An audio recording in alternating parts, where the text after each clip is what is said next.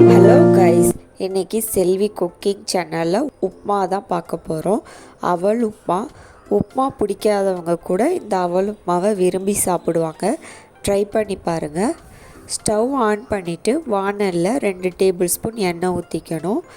எண்ணெய் சூடானதும் அதில் கடுகு உளுந்து போட்டு தாளிச்சிக்கணும். அதுக்கப்புறம் 2 டேபிள் ஸ்பூன் கடலைப்பருப்பு போட்டுக்கணும். அப்புறம் ஒரு கொத்து கருவேப்பிலை ஆட் பண்ணிக்கணும். கருவேப்பிலை ஆட் பண்ணதுக்கப்புறம் அதில் ஒரு பச்சை மிளகா சேர்த்துக்கோங்க. மிளகா பெருசாக இருந்ததுனால 1 சேர்த்துருக்கேன். மிளகா சின்னதாக இருந்தால் 2 சேர்த்துக்கோங்க. அதுக்கப்புறம் 2 வெங்காயம் ஆட் பண்ணிக்கணும்.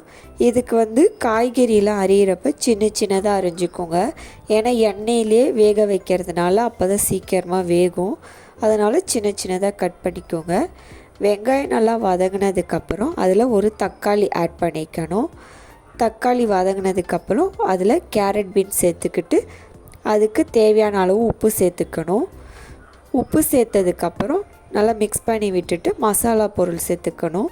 1/2 டேபிள் ஸ்பூன் மஞ்சத்தூள், 1/2 டேபிள் ஸ்பூன் மிளகாய்த்தூள், 1/2 டேபிள் ஸ்பூன் கரம் மசாலா இதெல்லாம் ஆட் பண்ணிவிட்டு நல்லா மிக்ஸ் பண்ணி விட்டுட்டு மூடி போட்டு வேக வைங்க. அவளை நல்லா 2 வாட்டி வாஷ் பண்ணிவிட்டு ஊற வைக்கணும்.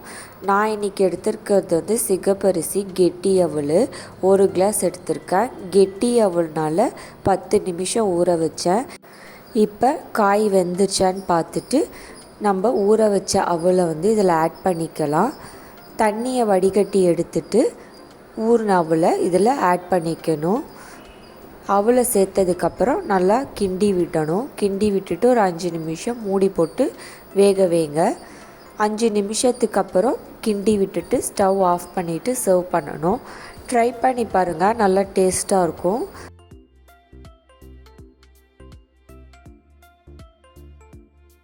அதுவும் சிகப்பரிசி அவலில் செய்கிறப்ப இன்னும் நல்லா வாசனையாகவும் டேஸ்ட்டாகவும் இருக்கும். குழந்தைங்களாம் விரும்பி சாப்பிடுவாங்க. ட்ரை பண்ணி பார்த்துட்டு எப்படி இருக்குன்னு கமெண்ட் பண்ணுங்கள். மறக்காமல் செல்வி குக்கிங் சேனலுக்கு சப்ஸ்கிரைப் பண்ணிவிடுங்க. தேங்க்யூ.